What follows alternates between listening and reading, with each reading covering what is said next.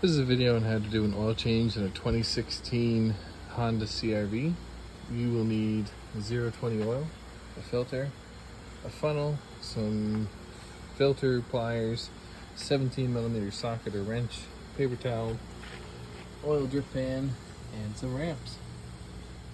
The first thing you're going to do is open the oil fill port, set that aside. Then come underneath your vehicle, and the oil filter is right here. If you can't move it by hand, you'll need your pliers. Using your oil filter pliers, turn it counterclockwise and remove your oil filter. Take your new filter and rub it on the old one to cleanly get some oil on the O-ring.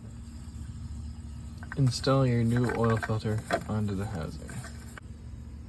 Next, using your 17mm socket, crack the drain bolt free.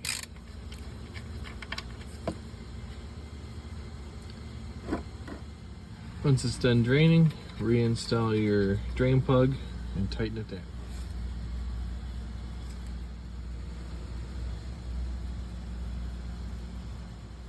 Next, take your clean funnel and add the oil. This engine takes 4.6 quarts approximately. To finish up, reinstall your engine oil cap and check your dipstick.